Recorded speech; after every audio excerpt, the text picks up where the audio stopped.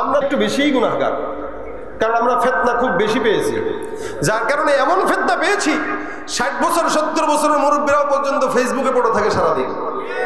হ্যাঁ ঠিক না? ফিতনা। আমার চেয়ে ভালো যে 100 বছর আগে জন্মগ্রহণ করেছে সে, কারণ সে আল্লাহর নিকটবর্তী, রাসূলের নিকটবর্তী। যে রাসূলের যত নিকটে সে জান্নাতের তত নিকটে, আর যে রাসূল থেকে যত পিছিয়ে সে জান্নাত থেকে তত পিছিয়ে। আমরা তো অনেক সময় আমাদের আকাবির বুজুর্গানে দিনদেরকে গালি দেই, এরা ইসলাম বুঝে নাই। আমি বুঝছি ইসলাম, আমি হাদিস পড়ি, আমি তাফসীর পড়ি, আমি সহিহ হাদিস শিখছি, এরা কি বুঝে? অনেক সময় আমরা এটা বুঝাইতে চাই, কিন্তু এটা মনে রাখেন যারা অতীতে চলে গেছে এরা হয়তো আপনার মতো বুঝে নাই, কিন্তু এরা জান্নাত ঠিকই কামাই করে নিয়ে গেছে। আর আপনি খুব বেশি বুঝার কারণে শয়তান কামাই করেন, জান্নাত কামাই করতে পারেন না। এই জন্য অতীতের লোকদেরকে গালি দিয়েন না, এরা জান্নাতের নিকটবর্তী। আল্লাহ পাক বলেন ওয়াস-সাবিকুনা আস-সাবিকুন উলাইকাল মুকাররাবুন ফি জান্নাতিন নাঈম সুল্লাতুম মিনাল আউয়ালিন ওয়া কলিলুম মিনাল আখিরিন। আচ্ছা, আমি যেটা তেলাওয়াত করলাম এটা কি আপনারা শুনছেন কোনোদিন? কথা কয় না। সূরা ওয়াকিয়া, এটা কোনটা? আমার আল্লাহ পাক রব্বুল আলামিন যারা বলে যারা সাবিকিন হয়ে গেছে এরাই তো আমার মাওলার নিকটবর্তী, এরাই তো জান্নাতের নিকটবর্তী। অধিকাংশ বান্দারাই তারা জান্নাতি, আর পরবর্তীতে যারা আসবে জামানা যত সামনের দিকে আগাবে এরা অধিকাংশ জাহান্নামী। আল্লাহ পাক রব্বুল আলামিন পয়গম্বরকে প্রেরণ করেছেন, প্রত্যেকটা নবী রাসূল জান্নাতি, কোনো সন্দেহ আছে? সাহাবায়ে কেরাম জান্নাতি, কোনো সন্দেহ আছে? না না। এরপরে যত মানুষ আসবে, যে ব্যক্তি যত আমার পয়গম্বরের নিকটবর্তী ওই ব্যক্তি তত আল্লাহর জান্নাতের নিকটবর্তী, আর যে ব্যক্তি যত রাসূল থেকে দূরবর্তী সে তত জাহান্নামের নিকটবর্তী, জান্নাত থেকে দূরে। এ মুসলমান নবীর উম্মত খুব বুঝবেন, কারণ কি এক সময়ের জামানা আর আজকের সময় এক নয়। আমি আমার বাচ্চাকালের অবস্থা যদি বলি, আমরা ছোটবেলায় দেখেছি আমাদের দাদিরা, আমাদের চাচারা, আমাদের চাচিরা সকালবেলা যখন উঠতো প্রতিনিয়ত সকালবেলা একবার তেলাওয়াত, সন্ধ্যার দিকে আরেকবার তেলাওয়াত করতো। ঠিক কিনা বলেন তো? আগে মহিলাদেরকে দেখতাম, কোন হুজুর মানুষ তো দূরের কথা, পুরুষ মানুষ দেখলে গাছের আড়ালে পলায় যাইতো। আর এখন মহিলারা মানুষ দেখলে গাছের আড়ালে তো পলাবে দূরের কথা, সামনে এসে হুমড়ি খায় পড়ে, না জানি গায়ের উপর উঠে যাবে অবস্থা এরকম। এটা হলো বর্তমানের হালত। আগের কালের জামানায় দেখলাম আমাদের চাচাদেরকে সকালবেলা ফজরের নামাজের পর তেলাওয়াতের মধ্যে ডুবতো, সূরা ইয়াসিন পড়তো, বিকেল বেলা ওয়াকিয়া, আবার রাত্রিবেলা ঘুমের আগে সূরা মুলকের তেলাওয়াত। চাচিদেরকে দেখতাম সকালবেলা সূরা ইয়াসিন তেলাওয়াত না করে কোনোদিন ভাত রান্না করতো না, সন্ধ্যার দিকে ওয়াকিয়া তেলাওয়াত না করে বিছানা ঝাড়তো না। এমন সুন্দর সময় ছিল। আমিও যখন ছোট ছিলাম, আমি আমার বাবা মার তেলাওয়াতের আওয়াজে ঘুম থেকে আমি আমার জেগে উঠতাম। সকালবেলা ফজরের নামাজের পর যখন জাগতাম, তাকায় দেখতাম আব্বার কানের তার তেলাওয়াতের আওয়াজ আমার কানে ভেসে আসতো, মায়ের জিকিরের আওয়াজ আমার কানে ভেসে আসতো। আমরা ছোটবেলায় আমাদের মা বাবার কোরআন তেলাওয়াতের আওয়াজে ঘুম থেকে জেগেছি, আর বর্তমান সময়ের ছোট ছোট বাচ্চারা মা বাবার মোবাইলের, ফেসবুক আর ইউটিউবের আওয়াজে ঘুম থেকে জাগে। পার্থক্যটা এখানেই। এই জন্য আল্লাহ পাক রব্বুল আলামিন বলেন উলাইকাল মুকাররাবুনা ফি জান্নাতিন নাঈম সুল্লাতুম মিনাল আউয়ালিন ওয়া কলিলুম মিনাল আখিরিন। আমার আল্লাহ পাক রব্বুল আলামিন বান্দা গুনাহগার বান্দাকে আল্লাহ কখনো কখনো আবার সুন্দর করে হতাশার বাণী থেকে বান্দাকে ফেরত দিয়ে বান্দাকে আশার বাণী শুনিয়েছেন। গুনাহগার বান্দাকে আল্লাহ পাক রব্বুল আলামিন সুন্দর করে শোনা দেয়, হে বান্দা লা তাকনাতু মির রাহমাতিল্লাহ ইন্নাল্লাহা ইয়াগফিরুদ যুনুবা জামিআ ইন্নাহু হুয়াল গফুরুর রহিম। ভাইরা আমার, আল্লাহ পাক রব্বুল আলামিন জানে বান্দা গুনাহ করবে, এই কারণে তো ফেরেশতারা নিষেধ করেছিল মালিক বাড়ানোর দরকার নাই। বর্তমান সময়ে কে কাকে কেমনে মারলো, কেন মারলো, যে মরে সেও জানে না, কে মারলো যে মারলো সেও জানে না। সকালবেলা এমনি হুটহাট করে একটা জিনিস নিয়ে মারামারি, বিকেলবেলা লাশ বাসায় ফিরলো। এই যে শেষ জামানার হাল তেমন হয়ে গেছে। এই মুহূর্তে আল্লাহ পাক তার বান্দাকে বলেছেন, হে ইমানদার, টেনশনের কারণ নাই, খবরদার জেনে রাখবা, লা তাকনাতু মির রাহমাতিল্লাহ, আল্লাহর রহমত থেকে নিরাশ হওয়া যাবে না। কারণ আপনার গুনাহ যেখানে শেষ, আমার মাওলার দয়া সেখান থেকে শুরু, ঠিক কিনা? আল্লাহ পাকের দয়া আছে না নাই? বেশি না কম? নেতার চাইতেও বেশি? হ্যাঁ, কি বলেন? কে জানি বললো না। হ্যাঁ, আমাদের দেশে নেতার প্রতি এত মহব্বত রাখে যে নবীর প্রতি এত মহব্বত তার নাই। এ কারণে আমরা অতীতে দেখেছি বিশ্ব নবী মুহাম্মদ রাসূলুল্লাহকে যারা গালি দিয়েছে এদেরকে ছেড়ে দেওয়া হয়েছে, আর উলামায়ে কেরাম যারা এদেরকে ধরে ধরে জেলখানার ভিতরে ভরা হয়েছে। নেতার বিপক্ষে কথা বললে জেলখানায় দেওয়া হয়েছে, নবীর বিরুদ্ধে কথা বললে জেলখানায় জামায় আদর রাখা হয়েছে। মনে রাখবেন, এ মুসলমান, আপনার নেতা যত বড় হোক না কেন, আপনার নেতা যতদিন আপনি তার পিছনে থাকবেন ততদিন আপনাকে দেখবে স্বার্থ শেষ টিস্যুর মতো ব্যবহার করে ফেলে দিবে। টিস্যুর মতো ব্যবহার তারা আপনাকে আমাকে করে। এজন্য আপনার বিপদে সে একাই দোষ থেকে বিতাড়িত হয়ে যায়, আপনাকে নিয়ে যায় না। একা পলায়, আপনাকে নেয় না। আপনি কার পিছনে দৌড়ান, কার পিছনে ছুটেন? আপনার নেতা আপনাকে চিনেই না, যার কারণে একা চলে যায়। কেউ লুঙ্গি পরে আর কেউ দাড়ি শেষে তারপরে ধরা খায়। এখনো ছুটবেন তাদের পিছনে?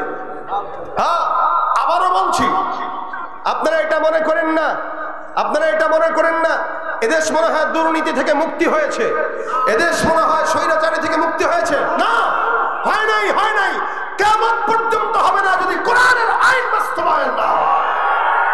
এক চোর যাবে, আরেক চোর বসবে, এক সন্ত্রাস যাবে, আরেক সন্ত্রাসী বসবে, এক দুর্নীতিবাজের বিদায় হবে, আরেক দুর্নীতিবাজ বসবে। ইসলাম ছাড়া, খেলাফত ছাড়া শান্তি আশা করা যায় না, যাবে না, যাবে না, ঠিক কিনা?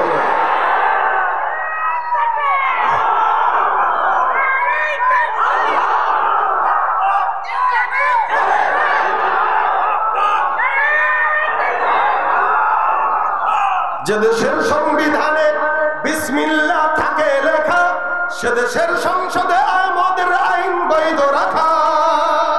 যে দেশের সংবিধানে বিসমিল্লাহ থাকে লেখা, সে দেশের সংসদে হয় মদের আইন বৈধ রাখা। বলো না কাকে রেখে কাকে ছেড়ে বলবো কথা, বলো না কাকে রেখে কাকে ছেড়ে বলবো কথা। সবই তো নাচের পুতুল মার্কিন হলো আসল খোদা, সবই তো মাছের পুতুল দিল্লি হলো আসল খোদা। দেশটা নয় তো কারো বাপের ভিটা, করবে মন চাহিলেই যখন যেটা। দেশটা নয় তো কারো বাপের ভিটা, করবে মন চাহিলেই যখন যেটা। দেশটা লক্ষ মায়ের ইজ্জতেরই দামে কেনা, মাটিতে মিশে আছে লাখ শহীদের রক্ত কণা। দেশটা লক্ষ মায়ের ইজ্জতেরই দামে কেনা, মাটিতে মিশে আছে লাখ শহীদের রক্ত কণা। শহীদের রক্তের দামে কেনা মোদের সোনার ভিটা, শহীদের রক্তের দামে কেনা মোদের সোনার ভিটা। তবে কেন অভ্যাস হলো বিদেশিদের কদম চাটা, তবে কেন অভ্যাস হলো বিদেশিদের কদম চাটা। দেশটা নয় তো কারো বাপের ভিটা, করবে মন চাহিলেই যখন যেটা। ঠিক কিনা বলেন? কষ্ট পাইছেন কেউ একটু? ইসলাম ছাড়া শান্তি আছে? আসবে একের পর এক, একের পর এক, একের পর এক। পরিবর্তন হবে ঠিক, কিন্তু শান্তি মুসলমানের হবে না কোরআন ছাড়া। ঠিক কিনা বলেন? শান্তির বিনিময়ে, শান্তির একমাত্র পথ হলো ইসলাম। এই ব্যাপারে আপনাদের কোনো সন্দেহ আছে? যা কথা, আবার কথা বলছিলাম ওইটা, বান্দা যত যেখানে গুনাহ শেষ। দুনিয়ার মানুষের মতো আল্লাহ মানুষের বন্ধু এরকম না, 2 নাম্বার বন্ধু না, 1 নাম্বার বন্ধু। রাত্রি 3টা হোক, 2টা হোক, 2:30টা হোক, মালিককে ডাকবেন, মালিক শুনে না, কথা কয় না। আপনারটা শুনে আমারটা শুনে না, এরকম কিছু? আচ্ছা, দুনিয়ার কোন মানুষকে একবারের জায়গায় 10 বার ডাকবেন, বেজার হয়ে যাবে, কিরে এতবার ডাকো কেন? কিন্তু আল্লাহকে যা ডাকলে আল্লাহ পাক বেজার হয়ে যায়। এটা হলো বড়। এই কারণে আল্লাহ পাক রব্বুল আলামিন বলেন, ফাযকুরুনি আযকুরকুম ওয়াশকুরুলি ওয়ালা তাকফুরুন। আমাকে আগে স্মরণ করো, তারপর আমি তোমাদেরকে স্মরণ করব। যার কারণে আল্লাহ পাক বান্দাকে জানায় দেয়, এই বান্দার তুমি আমাকে ডাক দাও। কেমনে ডাকবা বলে, যদি একবার ডাকো 10 বার সারা দিব। 1 বিঘা আগাও 1 হাত আগাবো, 1 হাত যদি আগাও 10 হাত আগাবো। আল্লাহ পাক রব্বুল আলামিনের দিকে বান্দা একটু আগায়, আল্লাহ পরিপূর্ণটা আগায়। কোন বান্দা জমিনের মধ্যে আল্লাহকে 1000 মানুষের সামনে ডাক দেয়, আমার আল্লাহ আসমানের হাজার হাজার ফেরেশতার সামনে বান্দার জিকির আদায় করে। এ ভাইরা আমার, এই কারণে বান্দা গুনাহগার, এটাই তো স্বাভাবিক। গুনাহ করবে মুমিন, আমার আল্লাহ পাক রব্বুল আলামিন ক্ষমা করার জন্য বান্দার জন্য অপেক্ষমান। যার কারণে আল্লাহ পাক বান্দাকে আসমানে এসে ডাক দেয়, আলামিন মুস্তাগফির, এমন কোন চানেওয়ালা আছো, চাও বলো, চাও, আমি আল্লাহ তোমাকে দেওয়ার জন্য হাজির। আল্লাহ পাক রব্বুল আলামিনকে বান্দা যদি ডাকার মতো ডাকে, আমার মাওলা শুনে। এই জন্য নবী করিম সাল্লাল্লাহু আলাইহি ওয়াসাল্লাম হাদিসের মধ্যে বর্ণনা করে, কোন ইমানদার বান্দা যখন একবার বলবে আস্তাগফিরুল্লাহ রাব্বি মিন কুল্লি যামবি ওয়া আতুবু ইলাইহি, আমার পয়গম্বর বলে এতটুকুন শব্দ যদি কোন ইমানদার বান্দা তার জবান দিয়া বলে, আল্লাহ পাক রব্বুল আলামিন ওই বান্দার গুনাহ যদি সমুদ্রের ফেনা পরিমাণ সমান হয়, আল্লাহ পাক ক্ষমা করে দেয়। সুবহানাল্লাহ, জোরে বলেন, আওয়াজ দেন। এ ভাইরা আমার, আমার আল্লাহ পাক রব্বুল আলামিন বান্দা যদি ক্ষমা চায়, মাফ তো করেই। কখনো কখনো বান্দার চোখের পানি বের হয়ে নিচে পড়ার আগে আল্লাহ পাক বান্দারে ক্ষমা করে দেয়। এ মুসলমান নবীর উম্মত, হাদিস শরীফের ঘটনা থেকে আমরা যদি জানতে পারি, বলেন তো দেখি, সারা দুনিয়ার মধ্যে আদম থেকে নিয়ে মুহাম্মদ পর্যন্ত যত নবী আসছে, সব নবীদের উম্মতের মধ্য থেকে আল্লাহ পাক সবচাইতে দামি উম্মত বানাইছেন উম্মতে মুহাম্মাদীকে, ঠিক কিনা? আপনার আমার সম্মান এত বেশি, যার কারণে আল্লাহর হাবিব বলেন, এত বেশি জমিনের থেকে বিদায় হওয়ার পর সব নবীর উম্মতদের মধ্যে আল্লাহ পাক রব্বুল আলামিন সবার আগে যে উম্মতকে জান্নাতে দিবে তারাই হলো আখির নবীর উম্মত। সুবহানাল্লাহ। আমাদের আগে কেউ যাবে না, জান্নাত খুলবে, ঢুকবো আমরা। আল্লাহ পাক এত সম্মানিত বানাইলেন, যেখানে আপনাকে আমাকে আল্লাহ পাক এত সম্মানিত করলেন, সেখানে অন্য সব নবীরা ফেল, নবীর উম্মতরা ফেল, আমাদের নবী আর আমরাই হলাম সবার আগে। সুবহানাল্লাহ। আল্লাহর হাবিব সাল্লাল্লাহু আলাইহি ওয়াসাল্লাম হাদিসের মধ্যে ঘটনা বর্ণনা করেন, নবী করিম সাল্লাল্লাহু আলাইহি ওয়াসাল্লাম বলেন, আগের কালের বনি ইসরাইলের জামানার ঘটনা। একজন লোক ছিল গুনাহগার, এত বড় সন্ত্রাস, প্রতিনিয়ত খালি মানুষকে খুন করতো, যাকেই করে তাকেই খুন করতো। এখানে এমন কেউ আছেন যে খুন করছেন? হ্যাঁ, থাকলেও বলবে না, বলবে? থাকলেও বলবে না, কিন্তু রাজনৈতিক কন্দলে ঠিকই একটা একটা পিটাইছে, পিটাইছে না? তাই খুন করেনেওয়ালা লোক অনেক আছে। এই লোক আজীব লোক, সে একটা না দুইটা না, 99টা খুন করছে। কয়টা? 99টা। আচ্ছা কোন দেখি যে এই লোক 99টা খুন করছে, এটা কয়বার মিনিমাম ফাঁসি দেওয়া দরকার ছিল? 99 বার। তাই 99 বার ফাঁসি দেওয়ার আসামি।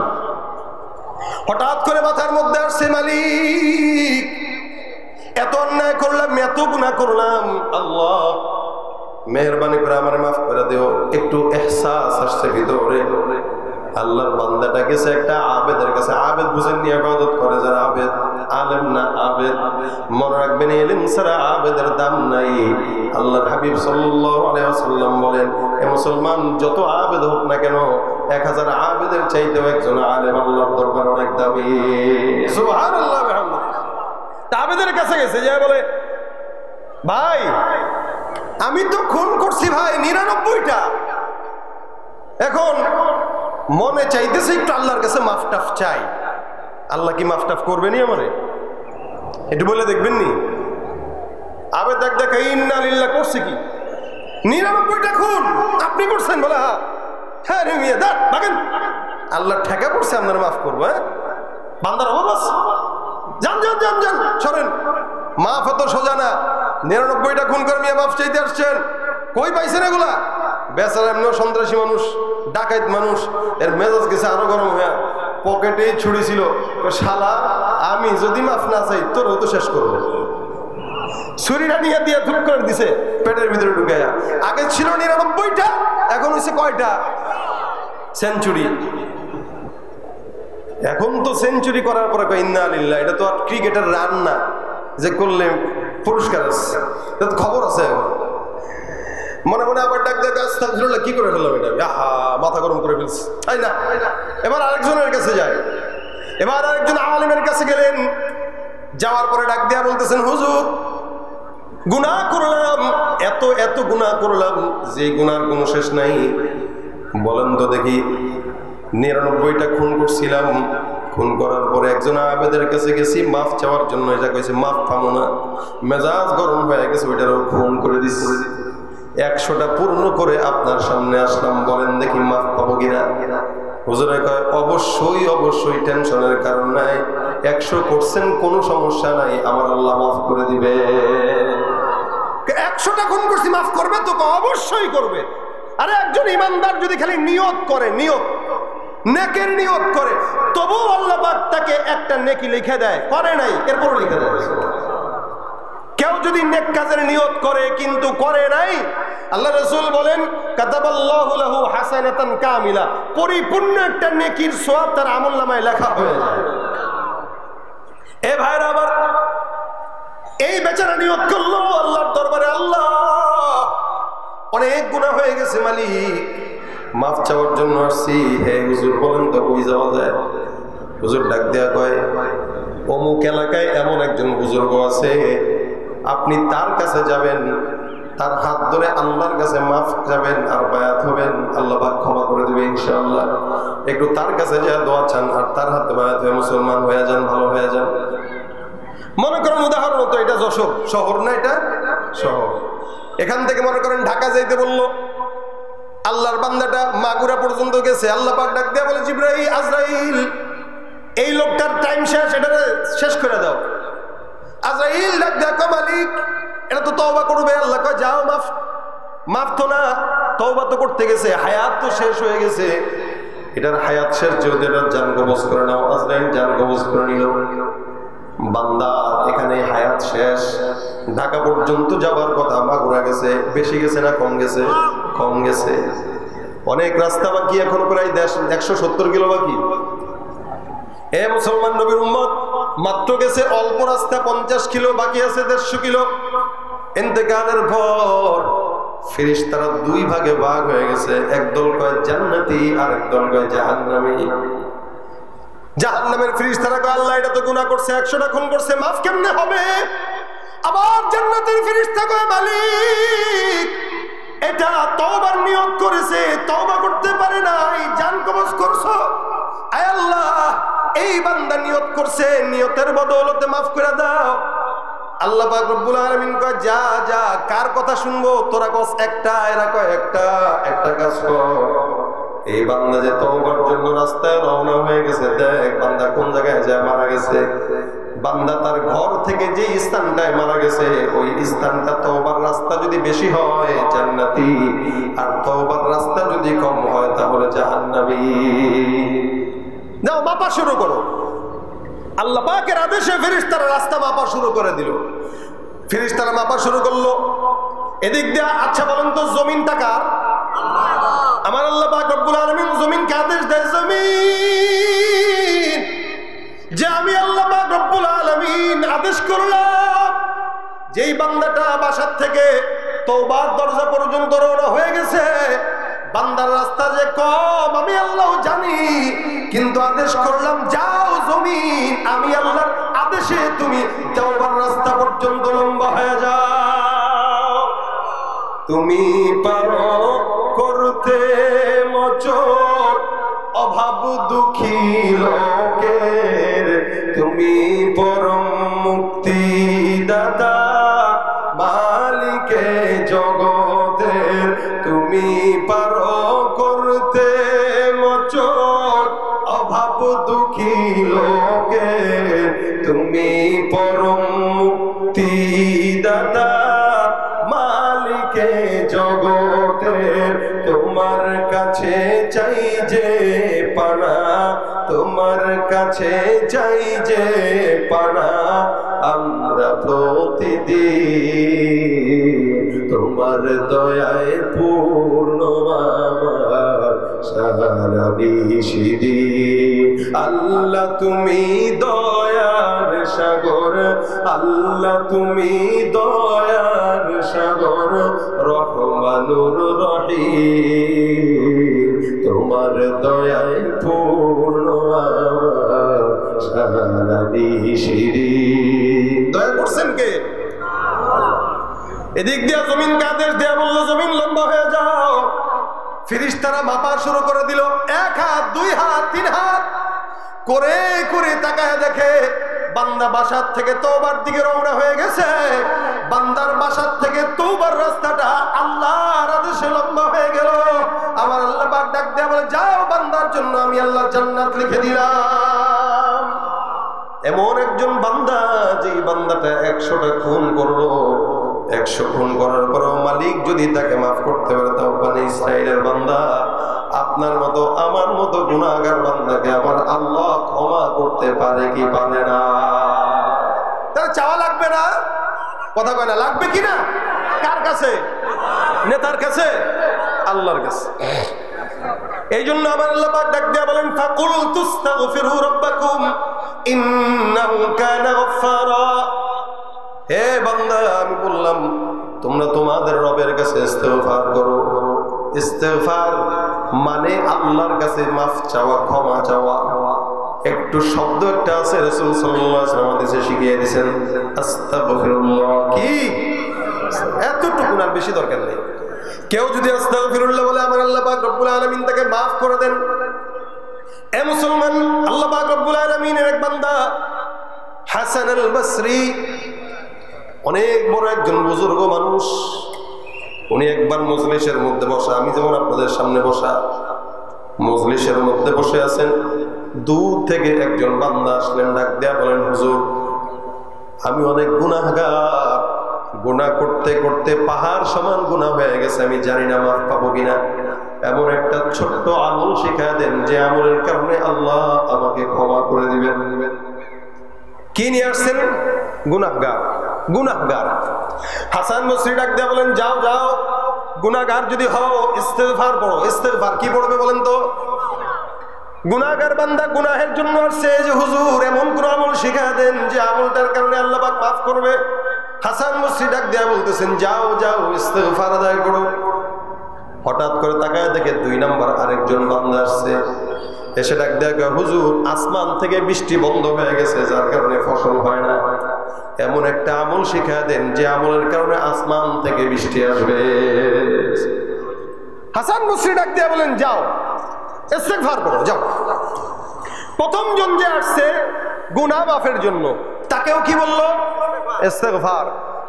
দ্বিতীয় যে আসছে আসমান থেকে বৃষ্টি নাই, তাকে কি বলছে? ইস্তেগফার। তৃতীয় জন আরেকজন আসছে, সেটা দেখো, হুজুর আমার সম্পদ নাই, অভাব, টাকা পয়সা নাই, গোস্ত খাইতে পারি না, ডিম কিনে খাইতে পারি না। আগে তো ডিম ছিল 12 টাকা পিস, এখন হয়ে গেছে 16 টাকা। বাড়ছে না? কথা কয় না, বাড়ছে না? তাহলে যে বললেন পরিবর্তন, পরিবর্তনে দেশে হবে না, ও যারাই বসাবেন এরকমই হবে, ঠিক কিনা বলেন? সেদিন একজন দোকানদার বলতেছে, হুজুর ভালো কথা, আগে মানে কি বলে চান্দা দিতাম দিনে 200 টাকা, এখন তো বরকত হয়েছে, আমি 300 টাকা। বরকত হয়েছে না? তাহলে ভণ্ডামি দিনে দিনে থাকবে, যুগে যুগে থাকবে। এই কারণে ইসলাম ছাড়া, আল্লাহর রাস্তা ছাড়া শান্তি আশা করা যায় না। আপনারা কি আমার এই কথাটা কষ্ট পাইলেন? জনগণের কথা এগুলা, এগুলা মানুষের দিলের কথা। আমরা খেয়ে বাঁচতে চাই, আমাদের খুব বেশি প্রতিদিন গোস্ত মাছ দরকার নাই, অল্প একটু হইলেই হয়। এটাকে নিয়ে যারা রাজনীতি করে, এরা কোনোদিন মানুষ হতে পারে না, মানুষ হবে কলঙ্ক। মুরগি যদি জানতো যে আমি ডিম পারি যেটা ফ্রি, এটার দাম এত, ও পাড়া বন্ধ করে দিত কষ্টে। কেন পারবো আমি? যেখানে যাই ভেজালেতে ভরে গেছে দেশটায়, ব্যবসায়ীরাও রাতারাতি কালো টাকায় হাত রাঙায়। ভেজাল থেকে বাঁচতে হলে, ভেজাল থেকে বাঁচতে হলে খোলা রাখো কান, ওরা শিক্ষিত শয়তান, ওরা শিক্ষিত শয়তান, ঠিক কিনা? তাহলে কিসের জন্য আসছে তৃতীয় লোক? টাকা নাই, টাকা নাই, অভাব। হুজুরে ডাক দেখো, হুজুর এমন কোন আমল দিন যে আমলের কারণে আল্লাহ পাক সম্পদ দান করবে। হুজুর জায়গায় যাও, বাসায় বসে বসে ইস্তেগফার করো। কি তিনজনকে একই আমল দিলেন। আবার 4 নম্বরের একজনের সে ডাক দেখে, হুজুর আমার বাচ্চা নাই, এমন আমল শিখায় দেন যে আমলের কারণে সন্তান দিবে আল্লাহ। আমাদের দেশের মানুষ যদি বাচ্চা না হয় আজমির শরীফে যায়, খাজা বাবার দরবারে যায়, বন্ড পীরের কাছে যায়, বাবা গো একটা সন্তান দেন। আরে বাবা যদি কবরের মধ্যে কথা বলতে পারতো, বাবা বলতো, বাবা রে আমার নিজেরই তো সন্তান ছিল না, তোর সন্তান দিব কোত্থেকে? বাবার দরবারে বিবি নিয়ে চলে গেছে, হুজুর একটু ফুয়া দেন, এজন্য সন্তান হয়। হুজুরের তো ওই কোয়ালিটির বাপ। আমাদের দেশে মাজার গুলো যেগুলো আছে, যেখানে গাঁজা খাওয়া হয় আর পূজা করা হয়, এগুলো সব শিরকের আড্ডা। মনে রাখবেন, কোন পীরও জান্নাতে যাবে এটার কোনো গ্যারান্টি নেই। গ্যারান্টি আছে? কোন বাবার কাছে, পীরের কাছে, মাজারে যায় সন্তান চাওয়া যাবে? যাবে? কেউ যদি চায় ইমান থাকবে? বাবার দরবারে যায় বিবি নিয়ে কয়, বাবা গো সন্তান দেন। বাবা কয় ঠিক আছে, বউরে আমার দরবারে এক সপ্তাহের জন্য সিল্লায় রেখে যাও, এতে গাফ। বাবার দরবারে যদি বউরে এতে গাফে রাখেন, বুঝতে হবে এই বউয়ের সন্তান আপনার না, আপনার বাবার হবে। কথা বলেন ঠিক কিনা? এই কোন সবার জন্য বলতেছি, কোন মাজারে ফাজারে বাবা, খাজা বাবা, ভণ্ড বাবা, পীর বাবার কাছে সন্তান চাওয়া জায়েজ নাই। চাইতে হবে কার কাছে? পীরগিরিয়ার মাজার পূজা চলছে দেশটা জুড়িয়া, শিরকি আর ভণ্ডামিতে দেশটা গেছে ভরিয়া। পীরগিরিয়ার মাজার পূজা চলছে দেশটা জুড়িয়া, শিরকি আর ভণ্ডামিতে দেশটা গেছে ভরিয়া। গাজার কলকি টান মারিয়া, গাজার কলকি টান মারিয়া দেখায় খাজার শান। ওরা শিক্ষিত শয়তান, ওরা শিক্ষিত শয়তান, ওরা দুর্নীতির ওই আখড়ায় বসে, দুর্নীতির ওই আখড়ায় বসে জাহির করে জ্ঞান, কলম দিয়ে কামায় টাকা, ধরে সাধুর ভাত। ওরা শিক্ষিত শয়তান, ওরা শিক্ষিত শয়তান, ওরা শিক্ষিত শয়তান। আলেম নামেও কত দেখো টাকার মোহে পড়িয়া, স্বার্থের পিছে দৌড়াইতেছে কোরআন হাদিস ছাড়িয়া। আলেম নামেও কত দেখো টাকার মোহে পড়িয়া, স্বার্থের পিছে দৌড়াইতেছে কোরআন হাদিস ছাড়িয়া। জিহাদ ছেড়ে কেউ বা ধরছে, জিহাদ ছেড়ে কেউ বা ধরছে দরবেশের ভাত। ওরা শিক্ষিত শয়তান, ওরা শিক্ষিত শয়তান, ওরা শিক্ষিত শয়তান। ওরা কি? জোরে বলেন কি? বাইরে আমার সন্তান চাবো কার কাছে? টাকা চাবো কার কাছে? বিপদ আসলে চাবো কার কাছে? বৃষ্টি না আসলে চাবো কার কাছে? হাসান বসরির কাছে ডাক দিয়ে বলে, হুজুর আমার টাকা নাই, ইস্তেগফার পর, গুনাহ হইছে ইস্তেগফার পর, সন্তান নাই ইস্তেগফার পর। আরেকজন এসে বলে ডাক দেয়া, হুজুর আমার বাগান নষ্ট হয়ে গেছে, বাগান নষ্ট হয়ে গেছে, যার কারণে ফসল হয় না, ভালো মতো ফল ধরে না। হাসান বসরি বলে, যাও যাও বাসায় যা ইস্তেগফার আদায় করো। পাশ থেকে খাদেম ডাক দেয়া কয়, হুজুর এটা কি ধরনের কথা? আপনি কি আমল টামল আর পারেন না? যেই জিজ্ঞাসা করে খালি ইস্তেগফার, সহজ ভাষায় ইস্তেগফার ইস্তেগফার ইস্তেগফার।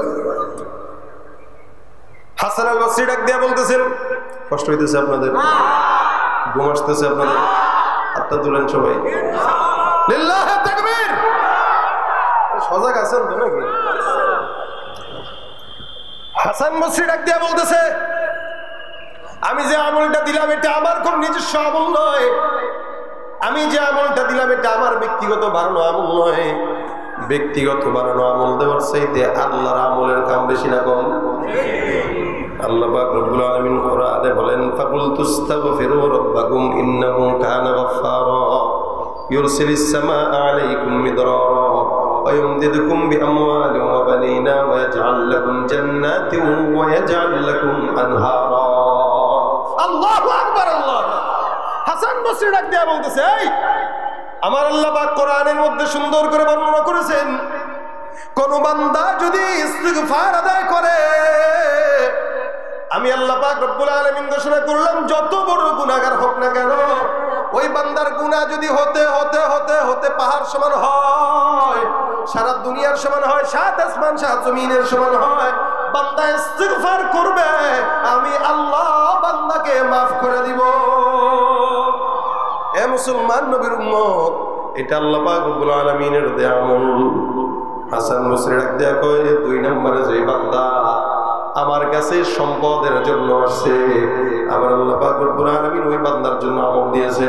যেই বান্দাটার বৃষ্টি নাই আল্লাহর কাছে বলেছেন, আমার আল্লাহ পাক রব্বুল আলামিন বলেন ইউরসিলিস সামা আলাইকুম মিদরারা।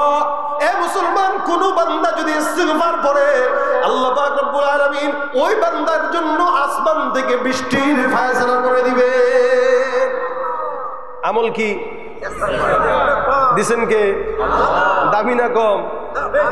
অনেক দাম না? 1 নম্বরে কি বলে, গুনাহগার হয়ে গেছে, ইস্তিগফার করো, মাফ হয়ে যাবে।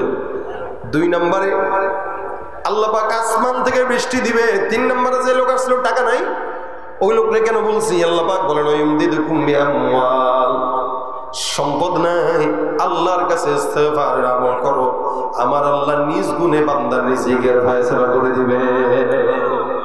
দান দাবি না করে ইস্তিগফার করেন, টাকা দিবে আল্লাহ। ওই অযথা আরেকজনের পকেট মারে, এর পকেটে চুরি করে, ওর দোকান চুরি করে, ওর বড় লোক হয়ে যাবে, আজীবন চোরই থাকে, বড় লোক হইতে পারে না। আর আমাদের দেশে তো 2 টাকার পকেট মারলে পাইলে থতনা ফাড়ায় ফেলেন মারতে মারতে, ঠিক না? খালি যদি কোনো মতে যশোরের নিউ মার্কেটে কোনো একটা চোর ধরা পড়ছে, কি চুরি করছে, বাইক কন্যা পকেটে হাত দিছে, নিচে নি না, আল্লাহ বাঁচাইছে, টের পাইছি, তাদের মারেন কে? তো চোর পাইছি মারবো না?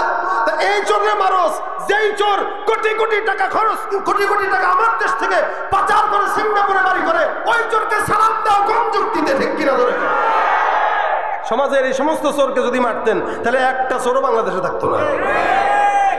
এক চোরে মারে আর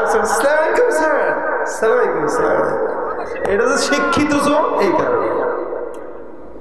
মিয়া, সবার জন্য বলছি, টাকার অভাব, ইস্তিগফার করেন, সম্পদ দেনওয়ালা আল্লাহ, টাকা দিবে আল্লাহ। এরপরে 4 নম্বরে যে আসছে, সেখানে আসছে সন্তান নাই। আল্লাহ পাক বলেছেন ইউমদিদুকুম বিআমওয়ালি ওয়া বানিন, কারো যদি সম্পদ না থাকে, সন্তানও না থাকে, সন্তানও দেনওয়ালা আল্লাহ, আমার আল্লাহ পাক রব্বুল আলামিন ইস্তিগফারের বদৌলতে বান্দাকে সন্তান দান করবেন। সুবহানাল্লাহ। আবার যে বান্দাটা বলেছিল আমার জান্নাত নষ্ট হয়ে গেছে, বাগান নষ্ট হয়ে গেছে, আল্লাহ পাক রব্বুল আলামিন বলেন ওই বান্দার জন্য আমি আল্লাহ বললাম ওয়াজআল লাকুম জান্নাতিন ওয়াজআল লাকুম আনহারা। ওই বান্দা যদি ইস্তিগফার বেশি বেশি করে, আমি আল্লাহ পাক রব্বুল আলামিন তার জন্য সুন্দর সুষম জান্নাতের ব্যবস্থা করে দিব। সুবহানাল্লাহ। এ ভাইরা আমার, এই জন্য দুনিয়ার জমিনে আল্লাহর মতো দামি মহাব্বতের মালিক আর কেউ নাই।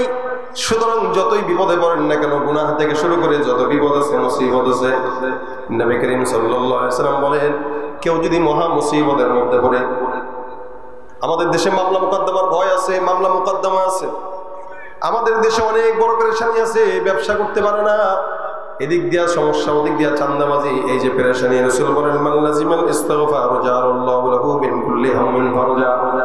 কোন ইমানদার বান্দা যদি জবানের মধ্যে ইস্তিগফার আদায় করে নেয়, যত বড় পেরেশানি দুশ্চিন্তা হোক না কেন, আমার আল্লাহ তাকে দুশ্চিন্তা মুক্ত দান করবেন। সুবহানাল্লাহ। পেরেশান হয়ে গেছেন, ইস্তিগফার করেন। রাসূল সাল্লাল্লাহু আলাইহি ওয়াসাল্লাম বলেন যতই কঠিন কাজ হোক না কেন, চাকরি দিতে যাইতেছেন, ইন্টারভিউ দিতে যাইতেছেন, বাবার কাছ থেকে কলম করে না নিয়ে ইস্তিগফার করেন। আল্লাহ পাক রব্বুল আলামিনের হাবিব বলেন যতই বড় কঠিন রাস্তা হোক না কেন, আল্লাহ পাক রাস্তা সহজ করে দিবেন। সুবহানাল্লাহ। শুধু তাই নয়, রিজিকের অভাব যদি থাকে, ওয়ারযুকুহু মিন হাইতু লা ইয়াহতাসিব, এমন জায়গা থেকে রিজিকের ব্যবস্থা করে দিবে আল্লাহ পাক রব্বুল আলামিন, এমন জায়গা থেকে কল্যাণের ব্যবস্থা করবে, রিজিকের ব্যবস্থা করবে। রাসূল বলেন বান্দা কোনদিন কল্পনা করতে পারবে না। হায়, আমল একটাই, কিন্তু সমস্যা অনেক। বাচ্চা নাই, বিবি নাই, হ্যান নাই, ত্যান নাই, ঝামেলা ঝামেলা। আল্লাহ বলেন আমল একটা, একদম সহজ, গালও ব্যথা হবে না, মুখও ব্যথা হবে না, টেনশনও লাগবে না, টাকাও খরচ হবে না, কষ্টও হবে না, আমল ছোট্ট। আস্তাগফিরুল্লাহ কি নিজে পড়বেন, অন্যকে পড়াবেন, এটা হইল।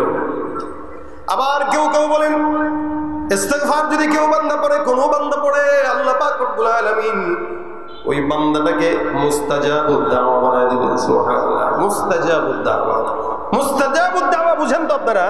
এটা হলো আল্লাহর কাছে যেই দোয়াই কবুল চাবেন, ওই দোয়াই আল্লাহ পাক কবুল করে নেবেন। এটাকে মুস্তাজাবুদ দাওয়া বলা। যা চাবেন তাই আল্লাহ পাক কবুল করে নেবেন। ইমাম আহমদ ইবনে হাম্বল রাহমাতুল্লাহ আলাইহি অনেক বিশাল বড় একজন ইমাম, 4 ইমামের অন্যতম ইমাম। ইমাম আহমদ ইবনে হাম্বল রাহমাতুল্লাহ আলাইহি একদিন কোন একটা জায়গা দিয়ে হেঁটে যায়, এশারের নামাজ হইল, নামাজ আদায় করলেন, নামাজ আদায়ের পর মসজিদে থাকবেন, মসজিদে ঘুমানোর জন্য তৈয়ার হইতেছেন। খাদেম ডাক দেয়া বলে, কে? বলে, আমি একজন মুসাফির। না না, মসজিদের মধ্যে থাকা যাবে না। আমাদের দেশে কিছু ভাইরা আছে, তাবলীগ জামাত যদি মসজিদে যায় দেখবেন বের করে দিতে চায়, পছন্দ করে না। মসজিদে সারাদিন মসজিদে অন্যরা গাঁজা করে এসে শোয়, ঘুমায়, এটা কিছু হয় না। আর বাংলাদেশের জাতীয় মসজিদ হলো সবচেয়ে বেশি অবহেলিত, বাইতুল মুকাররম সবচেয়ে বেশি অবহেলিত। যত বাইতুল মুকাররম আর পল্টনের গাঁজাখোর আছে সারাদিন মসজিদের ভিতরে নামাজ করার জন্য মসজিদে থাকে, কিন্তু আপনি একটু যে সুন্দর করে বসবেন, তেলাওয়াত করবেন, উঠাই দিবেন। এই হলো আমাদের দেশের মসজিদ। মসজিদ উন্মুক্ত করা দরকার সবার জন্য, 24 ঘন্টা খোলা থাকবে। কারণ একজন আল্লাহর বান্দা পেরেশানিতে থাকবে, মসজিদে যাবে যাতে তার দিল শান্তি হয়ে যায়, এটা উচিত ছিল। আচ্ছা আপনারা সত্যি করে বলেন, মসজিদে গেলে দিলে শান্তি লাগে কিনা? যত বড় গুনাহগার। ইমাম আহমদ ইবনে হাম্বল মসজিদে থাকবেন, মুয়াজ্জিন থাকতে দেয় না, খাদেম থাকতে দেয় না। উনি রওনা হয়ে গেছেন রাতের বেলা, শীতের রাত, হেঁটে হেঁটে হেঁটে হেঁটে সামনের দিকে আগায়। যেতে যেতে যেতে যেতে হঠাৎ করে তাকায় দেখে একটা রুটির দোকান। কিসের দোকান? রুটি। রুটি। রাত্রেবেলা বাস স্ট্যান্ডে পরোটার দোকান খোলা থাকে, রুটির দোকান খোলা থাকে সারা রাত। একটা রুটির দোকান, একটা মাত্র যুবকটারে ডাক দেয়, বলো, যুবক ভাই, আমি একজন মুসাফির, তোমার এই জায়গায় কিছু রাতটা আমাকে থাকার জন্য সুযোগ দেওয়া যাবে কিনা? যুবক ডাক দিয়া বলে, আপনি অবশ্যই আমার জায়গায় এখানে থাকবেন, যেমন যাই করেন, নাস্তাও লাগলে খান, কোনো আপত্তি নাই। যুবক ওনাকে জায়গা দিয়ে দিল। আহমদ ইবনে হাম্বল রাহমাতুল্লাহ আলাইহি বসলেন, চুলার মধ্যে আগুন পোহাইলেন, আর চুলার আগুনে সুন্দর করে বসে বসে কিতাব মুতালা করতেছেন। ইমাম আহমদ ইবনে হাম্বল রাহমাতুল্লাহ আলাইহি লক্ষ্য করলেন, যুবকটা রুটি বানাইতেছে, বানানোর সময় বলে আস্তাগফিরুল্লাহ। কি বলে? রুটি উঠাইতেছে, বলে আস্তাগফিরুল্লাহ। রুটি চুলায় দিতেছে, আস্তাগফিরুল্লাহ। কেউ কেউ আসতেছে রুটি নেওয়ার জন্য, তার হাতে দিল, বলে আস্তাগফিরুল্লাহ। আবার কেউ রুটি নিতেছে, বলে আস্তাগফিরুল্লাহ। আবার টাকা দিতেছে, বলে আস্তাগফিরুল্লাহ। অর্থাৎ যুবকটা যতক্ষণ আহমদ ইবনে হাম্বল রাহমাতুল্লাহ আলাইহি এখানে ছিলেন, ততক্ষণ তাকায়া দেখে এই যুবকটার জবানের মধ্যে আস্তাগফিরুল্লাহ আস্তাগফিরুল্লাহ জিকির। ইমাম আহমদ ইবনে হাম্বল মনে মনে ভাবে, কি এত বড় বুজুর্গ, এত বড় বুজুর্গ, একটা রুটিওয়ালা, এতক্ষণ ধরে আমি এখানে আছি, তার জবানে একটা শব্দ ছাড়া কোনো শব্দ আমি শুনতে পাচ্ছি না, এই যুবকটা কে রে? আহমদ ইবনে হাম্বল রাহমাতুল্লাহ আলাইহি ডাক দিয়া কয়, এ যুবক, তুমি কে?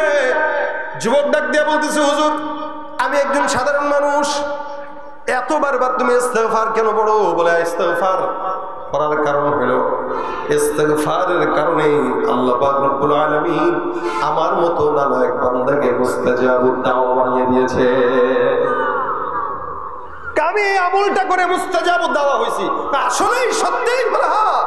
কিভাবে বুঝলা? আমি আমার এই জীবনে যত দোয়া করেছি, এমন কোন দোয়া নাই যেটা আল্লাহ কবুল করেনি। আমার নাম আহমদ ইবনে হাম্বল। যুবকটা আল্লাহওয়ালাকে জড়ায় ধরে ডাক দেখা, হুজুর, ইস্তিগফারের এত ফজিলত আমি নিজের চোখে দেখলাম, এর চাইতে বড় ফজিলতপূর্ণ আমল আর আমি পাই না। এই জন্য ভাইরা আমার, ইস্তিগফার বহুত বড় ফজিলতপূর্ণ আমল, যেটা আমার আল্লাহ স্বয়ং দিয়েছেন।